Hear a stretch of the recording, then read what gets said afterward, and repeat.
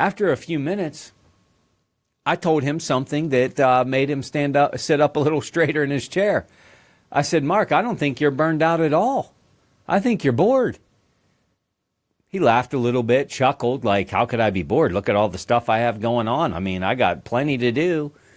But then he went quiet a little bit because he had a moment to think about this. And we had a little bit of a time of reflection because the truth was nothing was wrong in his world. And I'm talking about, I mean, the guy was firing on all cylinders. He outgrew it. He outgrew the assignment is exactly what happened. You see, boredom, it can become quite a leadership killer if you don't identify with it. It's almost like you're down in the doldrums, even a little bit sad, and you really just can't even put your finger on it. It doesn't show up like burnout. Sometimes we'll label it burnout because we don't know what to label it. But this boredom thing, or this, cruise control, if you will, it's sneakier than burnout. Burnout, it's got some real signs. You don't have to be an investigative person to identify burnout. But this one, it's a little bit sneakier. And I've been through these seasons, so I can relate. You're not tired. You're not even really frustrated. You're just comfortable. And that's where the danger starts. Comfort. Comfort masquerades as contentment. And here comes the slippery slope, right? It feels good, but it slowly erodes your edge. We need that edge. We need that leadership edge. Matter of fact, it was that edge that got us to where we are. And all of a sudden, we feel like maybe that edge is missing, and we're not really sure how do we handle this. I need that edge. That edge is the thing that drives me. When you've been doing something for years, you get really good at it. Maybe too good at it, if that's even possible. But here's when you get too good at it, you no longer have to prepare like you once had to prepare for excellence. You might even stop asking all the questions that you used to ask. Your curiosity isn't what it once was because you got this thing all figured out. And you even stop experimenting because you already know what works. I mean, I've been down this road. This is Groundhog Day. I know what works. I know what doesn't. It's rinse, repeat. I got the formula for this thing. 1 + 2 = 3. Got it.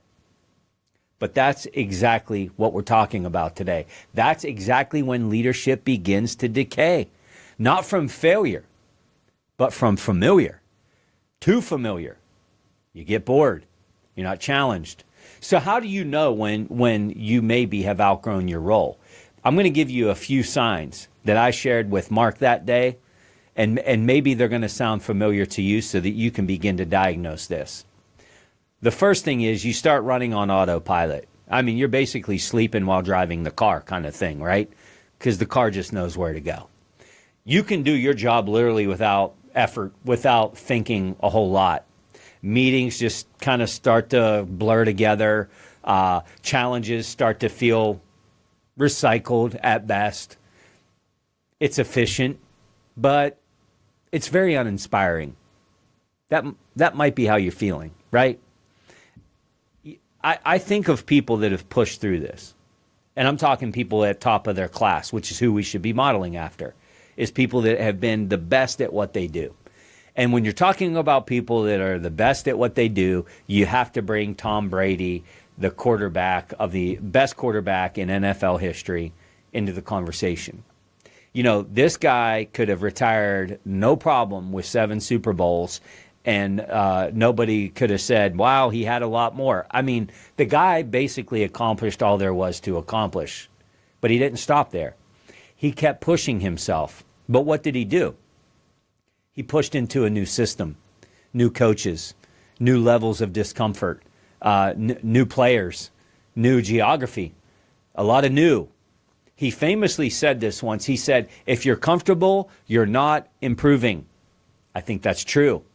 The great ones that I've been around, they don't wait for the game to challenge them. They find new ways to challenge themselves. It might not be the game that challenges you because you've been playing the game so long.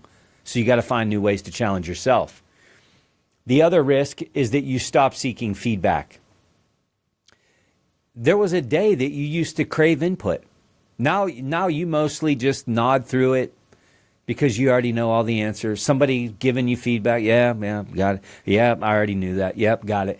And let me caution you, that's not wisdom. That's stagnation disguised as confidence.